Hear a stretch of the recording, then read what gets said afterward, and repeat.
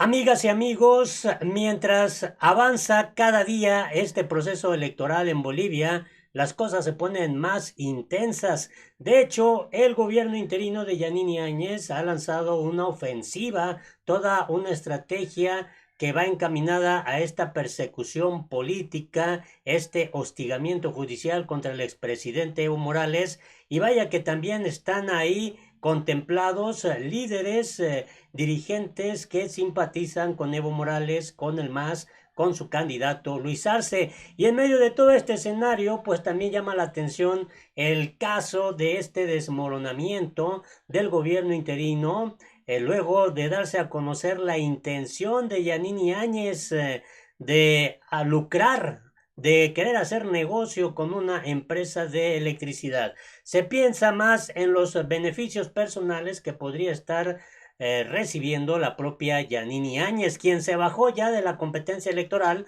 porque en las encuestas se vino en picada, se vino de verdad hacia abajo. Así que quédate a conocer todos los detalles.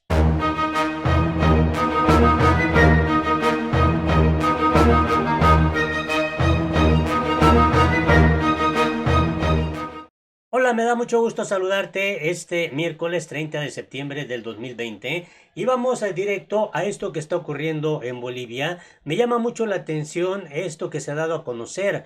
Bolivianos en Estados Unidos denuncian que se les privó del derecho al voto en las elecciones del próximo 18 de octubre.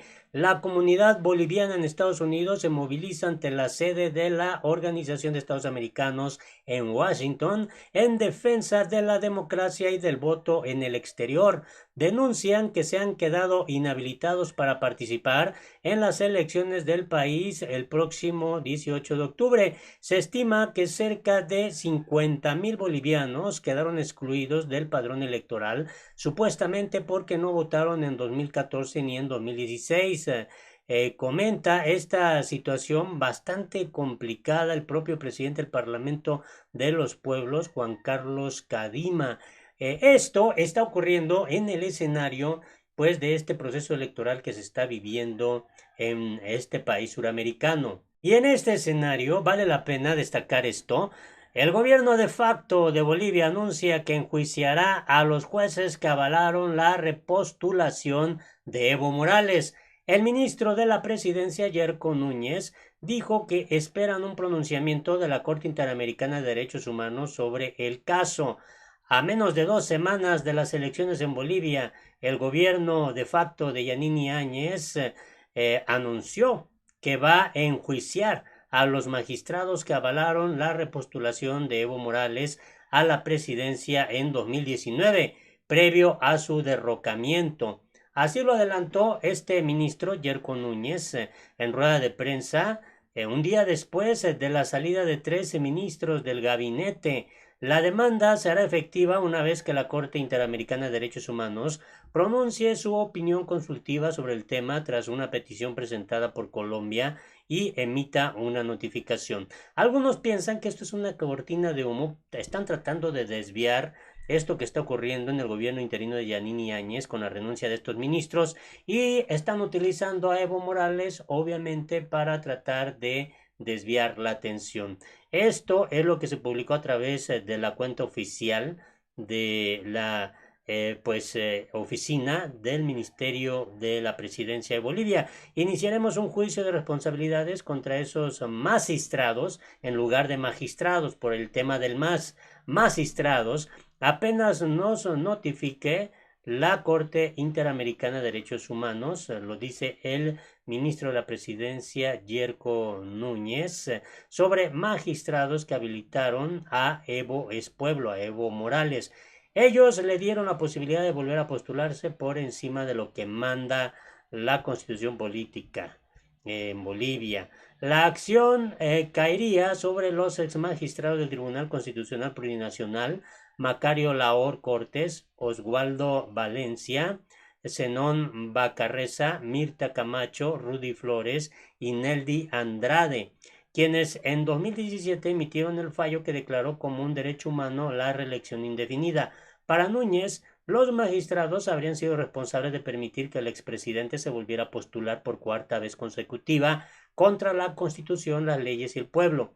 Este lunes, el titular de la Corte Interamericana de Derechos Humanos, Joel Hernández, adelantó en una audiencia de la Corte que la posición del organismo es la de rechazar la reelección presidencial indefinida como un derecho humano.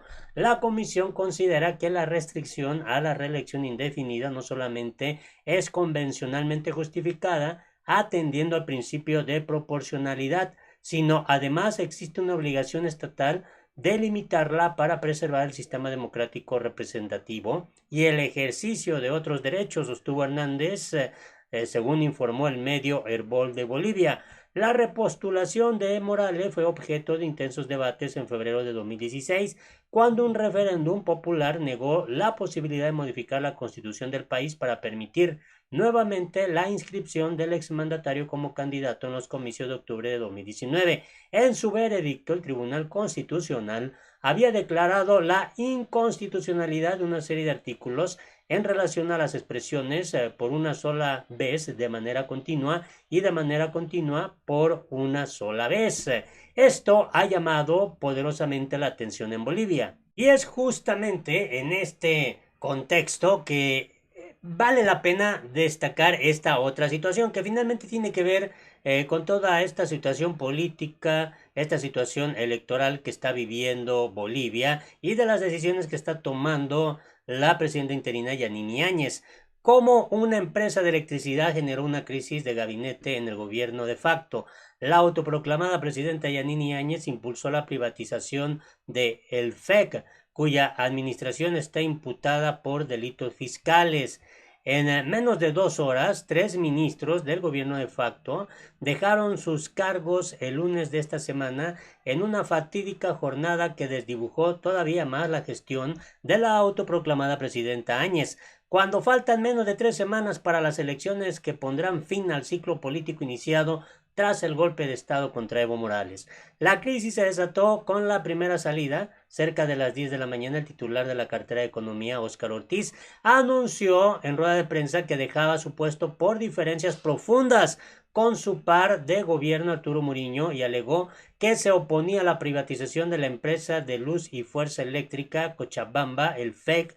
Ortiz aclaró que no había renunciado, pero que tras negarse a firmar el decreto, el Ejecutivo había decidido designar a otra persona en su lugar. Detrás del titular de Finanzas presentaron su renuncia a los ministros de Trabajo, Óscar Mercado, y Desarrollo Productivo, José Martínez, y una semana antes había sido despedido el Procurador General del Estado, José María Cabrera, quien también se opuso al plan de devolverle la compañía eléctrica, el FEC, a los cochabambinos, tal como promueve Murillo y había prometido Áñez en su efusivo acto el pasado 14 de septiembre. ¿Qué intereses hay detrás del FEC? Antes de analizar la medida del gobierno de facto y sus implicaciones políticas, vale la pena repasar la historia de la compañía en cuestión. Creada en 1908, el FEC es considerada la empresa más antigua de Cochabamba y es la que distribuye electricidad en el departamento. Tercero en importancia del país de acuerdo al tamaño de su economía. Su origen e historia está enteramente ligada a las élites de esa región. En 1999, la corporación estadounidense Pennsylvania Power and Light Global compró EMEL y se quedó así con el control del FEC, situación que cambiaría tras la llegada de Evo Morales al poder en 2016. En 2017, la cooperativa telefónica Cochabamba, que controla en el distrito los servicios de telefonía, TV por cable e internet, decidió hacerse con la mayoría de las acciones del FEC. Para ello aprovechó el temor de los inversionistas norteamericanos que preveían un proceso de nacionalización de empresas con la llegada de Morales a la presidencia. Antes de concretar la compra, Comteco creó 3 compañías, Software en Panamá a través del bufete de abogados Mossack Fonseca Co., famoso por haber ayudado a cientos de empresas internacionales a evadir impuestos en sus países, según reveló el diario Los Tiempos con base en la investigación periodística Papeles de Panamá. Esta es una postura que da a conocer a través de su cuenta oficial de Twitter, Yanine Áñez. La dictadura masista, refiriéndose al gobierno de Evo Morales, confiscó a 120,000 familias las acciones de el FEC. Yo me comprometí a devolverlas y hoy, un 14 de septiembre, día de Cochabamba, cumplo mi promesa y devuelvo estas acciones a sus verdaderos dueños. Y bueno, aquí está la fotografía del evento. De las tres firmas creadas, Cochabambina de Electricidad S.A., Trabajadores de Luz y Fuerza S.A. y Sociedad Eléctrica Bolivia Solbo S.A., solo quedó la última, es a esta, Soelbo, a la que la norteamericana PPLG le vendió el 100% de sus acciones. La operación se concretó el 9 de abril de 2008 cuando los títulos del FEC pasaron a manos de Comteco a través de Soelbo. Comteco, es decir, sus 120,000 accionistas, a quienes Áñez llama familias cochabambinas, controlaba así el 60% de la compañía, mientras que el restante 40% pertenecía a los 360 trabajadores de la distribuidora eléctrica. En 2010, Morales ordenó la estatización del FEC mediante el Decreto Supremo 494, pero el resarcimiento económico a los accionistas nunca se concretó, y es que allí, a raíz de una intervención del gobierno sobre la empresa, comenzó a develarse el opaco entramado que había detrás de cada movimiento. Y se habla de presunto enriquecimiento a través de empresas fantasmas. En noviembre de 2011, Javier de Udatea, gerente general de Soevo, junto al exgerente de Administración y Finanzas de el FEC, Jimena Rivero, y el exsecretario general del sindicato de el FEC, Alfredo Vizcarra, fueron imputados por enriquecimiento ilícito, asociación delictuosa y creación de sociedades ficticias. Tanto Odaeta como Rivero continúan prófugos. En 2015, la Fiscalía de Bolivia imputó a 11 exdirectivos de Comteco por presunto daño económico. Se sospecha que la firma pagó 17 millones de dólares a una empresa fantasma y a partir de allí se creó Luz del Valle S.A., radicada en Bolivia. En agosto de ese mismo año, el abogado Óscar Gualberto Claure Villarroel, director y asesor legal de Comteco, fue asesinado en el estacionamiento de la compañía de un disparo en la cabeza.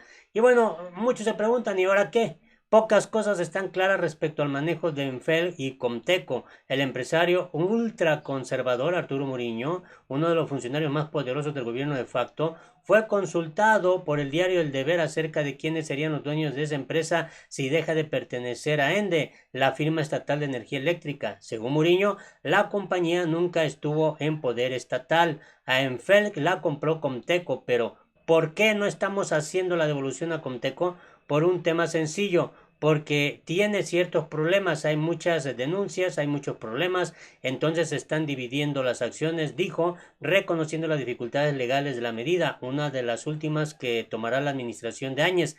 Tampoco especificó cómo se realizará esa división ni quiénes serán los beneficiados. El FEC es un ejemplo muy claro de cómo no se ha sabido actuar en respeto a la Constitución y las leyes. Es un decreto que se pretendió hacer firmar al gabinete sin que haya un proceso previo de revisión jurídica, dijo el exministro de Economía Óscar Ortiz al anunciar que abandonaba el gabinete de Áñez, y agregó: no creo que el gobierno en sus últimas semanas deba realizar nuevos contratos o adjudicaciones importantes que debieran dejarse para la próxima gestión.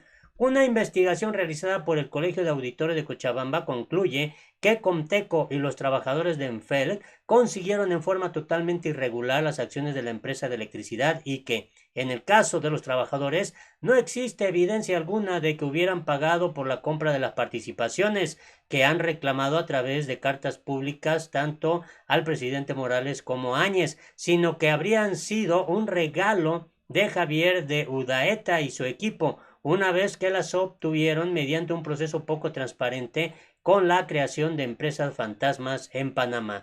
Así está este escenario y bueno, el autor de todo esto es Emanuel Gentile, que se da a conocer a través de RT Noticias. Ojalá nos des tu punto de vista, tu opinión es importante. Hasta la próxima.